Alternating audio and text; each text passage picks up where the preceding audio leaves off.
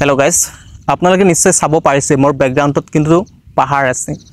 এই যেটো पहाड़ पाছত जेটো पहाड़ आपनालोके দেখা পাইছে এই पहाड़খন आम्बारी पहाड़ আৰু এই पहाड़ তলতে আসলতে আমি খেতি কৰো কিন্তু এই आम्बारी पहाड़ এটা ভাল এটা বিষয় আছে হেয়া হয়তো आपनालोके গম পায় যে বহাগ বিহুৰ সময়ত বা বহাগৰ 1 2 3 তাৰিখত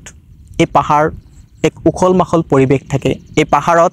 দূৰ দূৰণিৰ পৰা মানুহ আহে তাত পূজা প্ৰাৰ্থনা কৰিবৰ কাৰণে এই পাহাৰত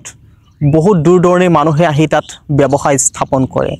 সেই 6-7 দিন যি প্ৰগ্ৰাম হয় সেই প্ৰগ্ৰামত এক প্ৰকাৰৰ মেলাহে অনুষ্ঠিত কৰা হয় সাংস্কৃতিক অনুষ্ঠানৰ লগতে আৰু বিভিন্ন ধৰণৰ খেল ধেমালি তাত বহু ধৰণে কথা ক'ব গলে যে সাংস্কৃতিক এটা অনুষ্ঠান যত বহুত দূৰ দূৰণিৰ পৰা মানুহ আহে এই পাহাৰৰ লগতে এই মন্দিৰখনত তেওঁলোকে পূজা প্ৰাৰ্থনা কৰে আৰু নিজৰ দুখ আকাংক্ষা পূৰণ কৰাৰ কাৰণে ভগৱানৰ ওচৰত প্ৰাৰ্থনা কৰে অকল এই পাহাৰৰ এইখিনি নহয় এই পাহাৰৰ একেবাৰে নিচেই একেবাৰে কাষত এনেকুৱা এখন মন্দিৰ আছে যত আপোনাৰ নিজৰ মনৰ আশা পূৰণ কৰিব পাৰে এই মন্দিৰত যদি আপুনি আহি আপোনাৰ মনৰ আশা যদি ব্যাখ্যা কৰে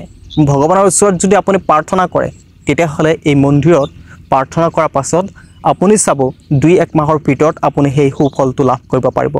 সো এতিয়া মই আপোনাক এটা एग्जांपल দিও আজি প্ৰায় এবছৰ হ'ল বহুত ডাঙৰ এটা বিপদত পৰিছিল বা সমস্যাত পৰিছিল মোৰ ঘৰৰ মানুহ বা ওচৰ চুবুৰীয়া সকলোৱে গম পায় আচলতে কিমান ডাঙৰ এটা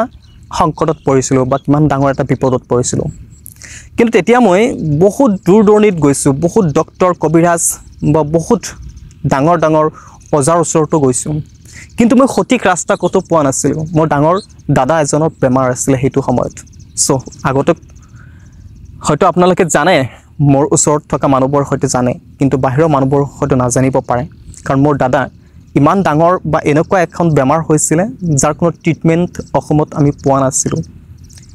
বহুত জিএমচিৰ পৰা আদি কৰি বহুত ডাঙৰ ডাঙৰ হস্পিটেলত লৈ গৈছিল বহুত পইচাও খেদাইছো কিন্তু তাত সফল পোৱা নাছিল হেক প্ৰান্তত আহি কেনে আমি এটা কথা চিন্তা কৰিলো আমাৰ ওচৰত থকা এই মন্দিৰখনৰ কথা কাৰণ এই মন্দিৰখনত আমি সৰু থকা অৱস্থাত স্কুলত যেতিয়া চুৰ হৈছিল আমাৰ যিখন এলপি স্কুল সেই স্কুলত পঢ়ি থকা সময়ত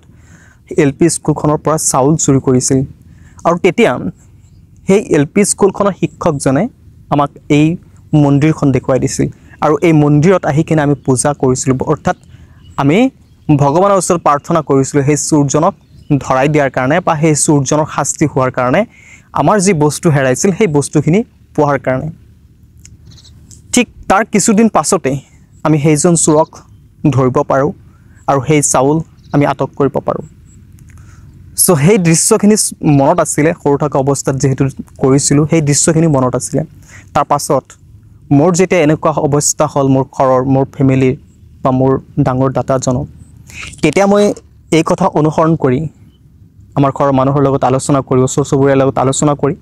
তাৰ পাছত আহি এই মন্দিৰত প্ৰাৰ্থনা কৰো এই মন্দিৰত তেওঁলোকক জনাও কথাখিনি জনাৰ পাছত সেই অজা নহয় আসলতে দেউৰী সেই দেউৰীজনে আমাৰ কাৰণে পূজা কৰে সেই মন্দিৰত আৰু মন্দিৰত পূজা কৰাৰ পাছত তেখেতে কৈ দিয়ে যে ঠিক হৈ যাব টেনচন ল'ব নালাগে এতিয়া তাৰ ঠিক কিছুদিন পাছতে আমাৰ সেই পেশেন্টজন বা মোৰ দাদাজনক আমি জিফালে লৈ যাও হিফালে এটা সুফল দেখিবলৈ পাও আজিৰ এইটো ডেটত ভগৱান তথা আল্লাহৰ ওচৰত প্ৰাৰ্থনা কৰিব পাৰো যে এইখন মন্দিৰত পূজা প্ৰাৰ্থনা কৰাৰ পাছতে আমি সঠিক ৰাস্তাত উপনীত হ'ব পাৰিছিল আজি আমি মোৰ নিজৰ দাদাক সুস্থ কৰিব পাৰিছো হেহে যদি আপোনালোকৰ যদি তেনেকুৱা ডাঙৰ কোনো সমস্যা থাকে যদি তেনেকুৱা বেমাৰ আজাৰ যদি ভুগি আছে তেতিয়া হলে আপুনি এপাক এই মন্দিৰখনত আহক আহি কিনে আপুনি প্ৰাৰ্থনা কৰক চাব আপুনি জিফালে যাব হিফালে সঠিক পথ পাব